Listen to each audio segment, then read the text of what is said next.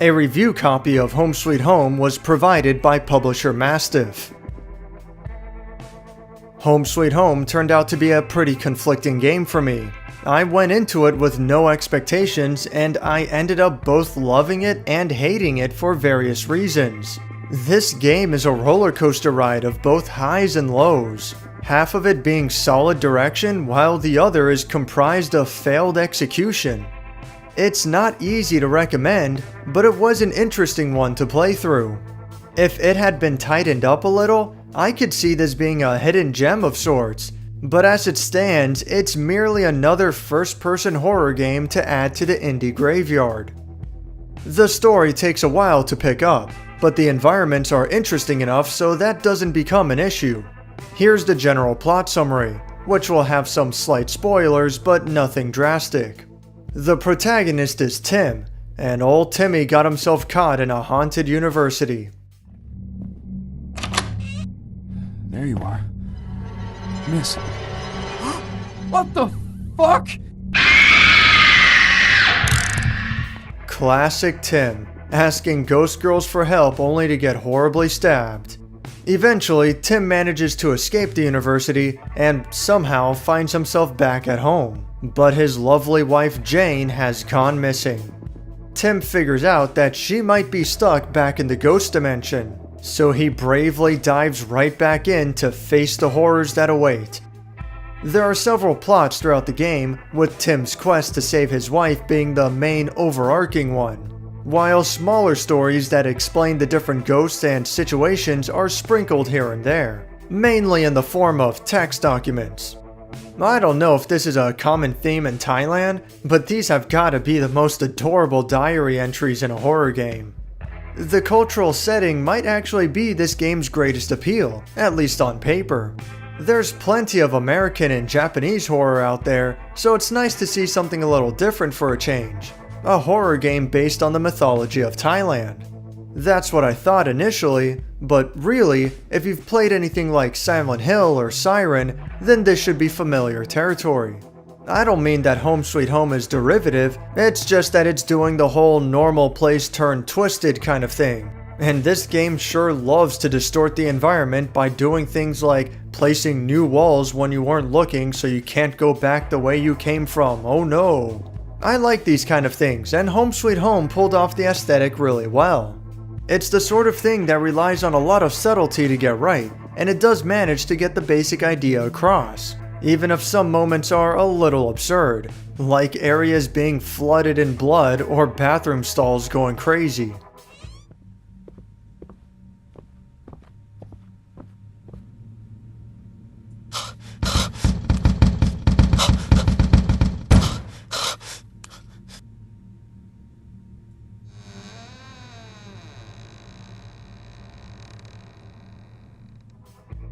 On the other hand, while any given hallway does have a foreboding atmosphere to it, it would help if everything wasn't so incredibly dark.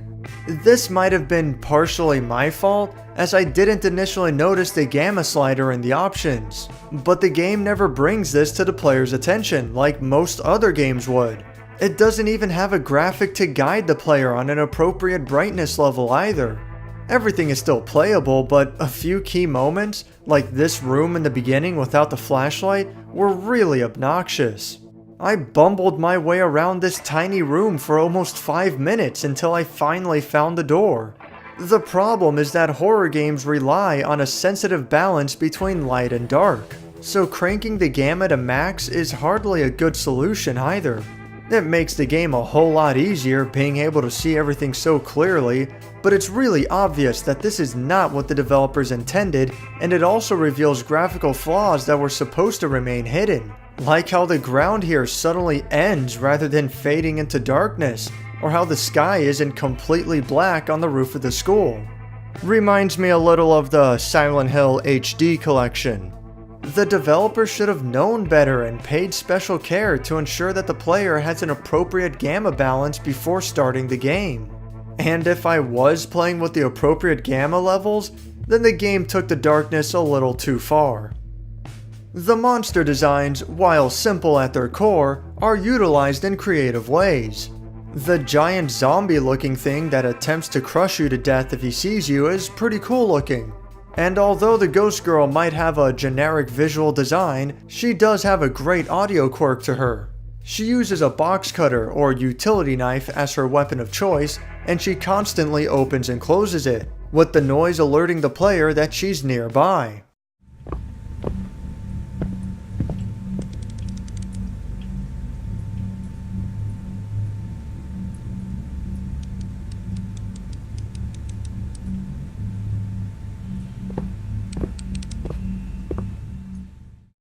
When she's only a few feet away, her footsteps can be heard, and if she's right next to you, then her whispers are added to the mix.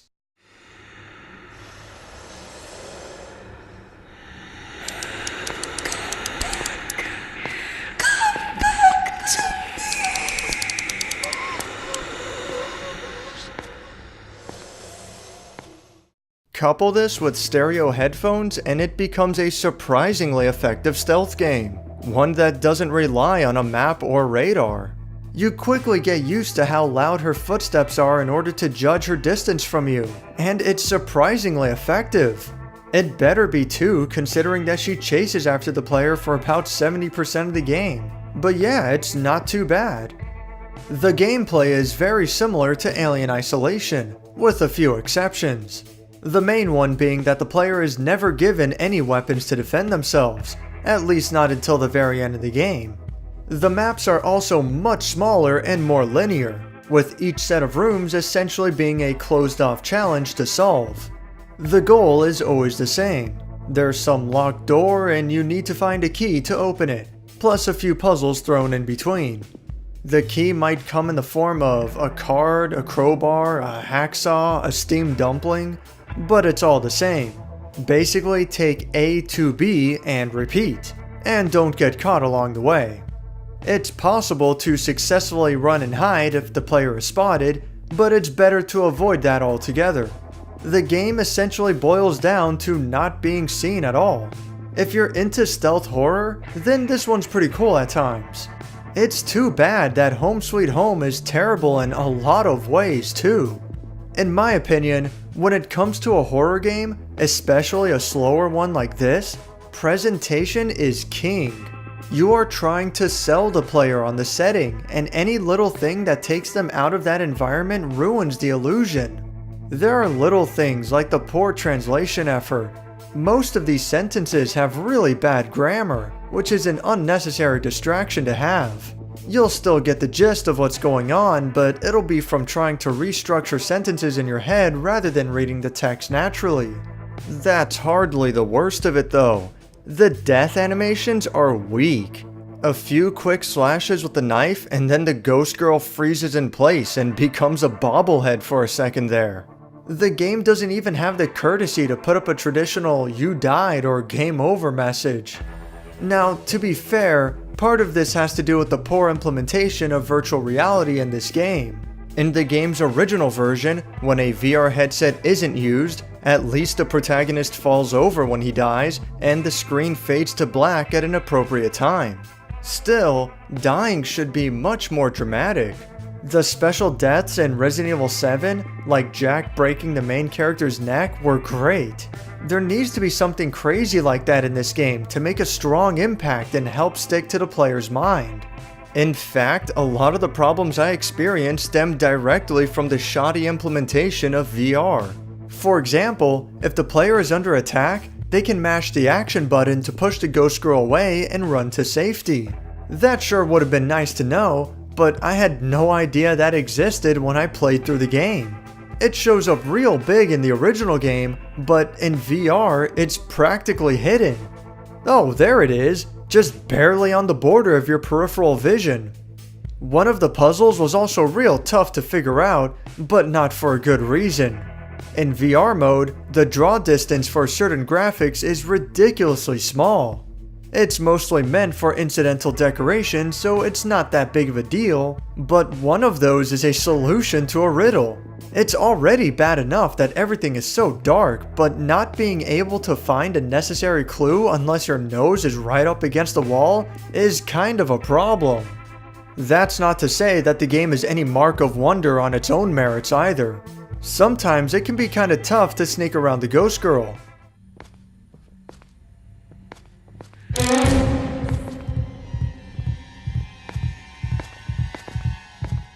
While other times using a thin whiteboard as cover is plenty.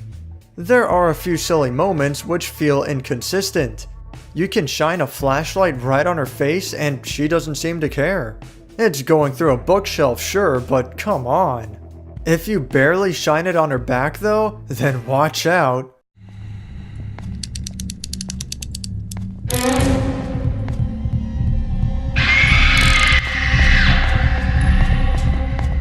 The player can usually get by just fine, but this is occasionally a strange inconsistency that can be annoying to work around.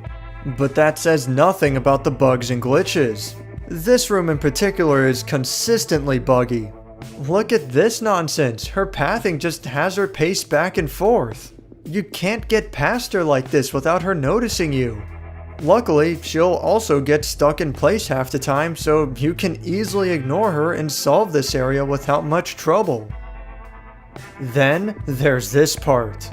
I'm supposed to slowly hack away at an iron bar that's blocking a door. The challenge is that it takes forever and it's really loud, so whenever the ghost girl catches wind of me, I have to run and hide.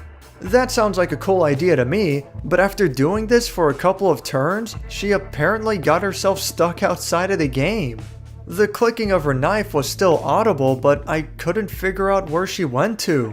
So I just went ahead and sawed through the door without any problems. This one room is supposed to be a big climax for the game, one of the few moments that can be considered a boss battle of sorts, and it just broke. Needless to say, I was disappointed.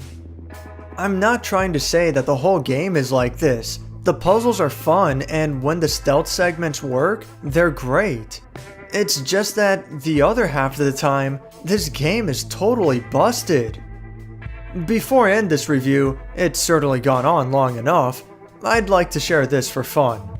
Anyone who's used a VR headset in certain games has likely figured out that the camera can easily be abused by putting your head through a wall or something, and Home Sweet Home is no different.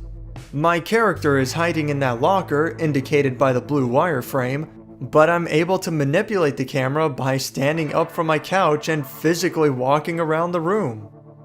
I can also put my head through a wall, like I stated earlier, to sneak a peek into an adjacent room and see where the ghost girl might be patrolling.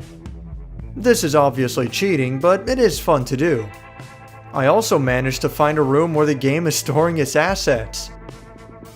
I even got lucky and caught the ghost girl in a T-pose once. Don't worry, this has nothing to do with the merits of the game. I just thought it's kind of funny to share. So, final thoughts? I cannot recommend Home Sweet Home, even though I do want to. The art direction and general idea of the game is spot on. Maybe a little too heavy on the jump scares, but it's good for the most part.